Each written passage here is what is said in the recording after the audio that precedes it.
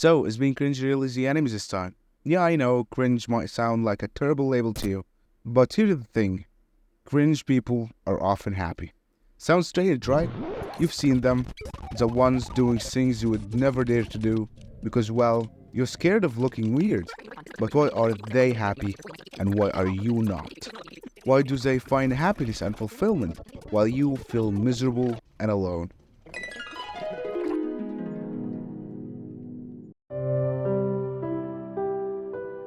If I'm honest, I've spent a lot of time trying to not be cringy.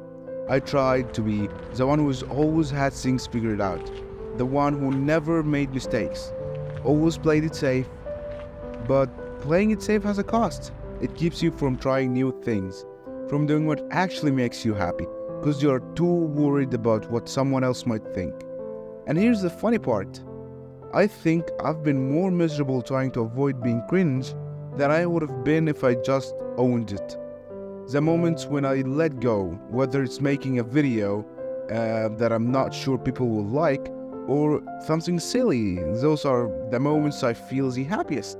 It's freeing, and the best part is that it doesn't matter if people think it's weird or cringe. They are not living your life, you are. Now let's talk about something that hits close to home. Intelligence. You know, it's funny. Being smart is often seen as the key to success and happiness.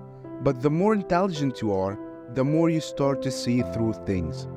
You see the cracks in the system, the flaws in people, and you cannot unsee them.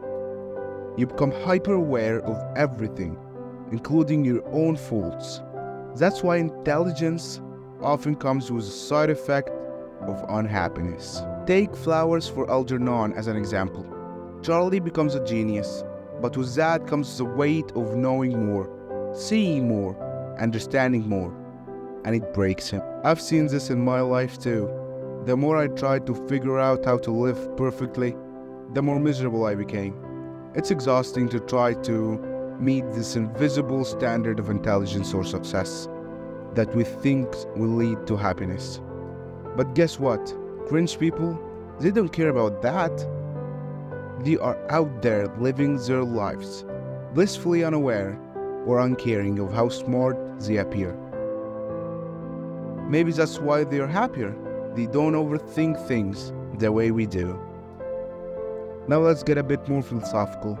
There's a concept in Stoicism that I think about a lot, which is control. Stoics like Marcus Aurelius and Epictetus talked about how we should focus on what we can control, our own actions, thoughts, and responses, and let go of everything else.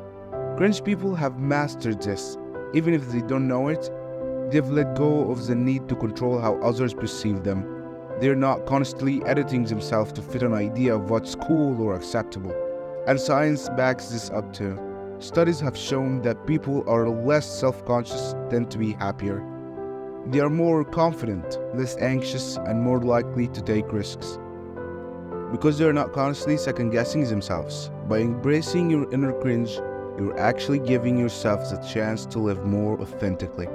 And that's where real happiness lies. So, how do you start? It's not easy, and trust me, I know, because I'm still working on it. But here's what I've learned. Start small. Do something that feels a little bit out of your comfort zone.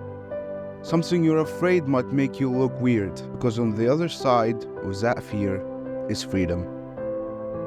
So, maybe cringe isn't as bad as we think. Maybe it's just a label we use to keep ourselves from stepping outside the lines. Maybe in doing so, we limit our own happiness. We become so obsessed with not being cringe, with avoiding embarrassment, that we end up missing out on the very things that bring joy, freedom, self-expression, and connection.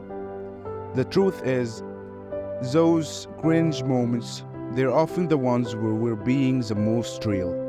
And if you're miserable, maybe it's because you have been hiding the parts of yourself that matter the most. The messy, imperfect, and awkward parts. In the end, it's not about being smart or cool or avoiding cringe at all costs. It's about embracing who you are, flaws and all. The world will keep judging, But people who are the happiest, they are the ones who've stopped caring about that. So go be cringe. You might just find happiness there.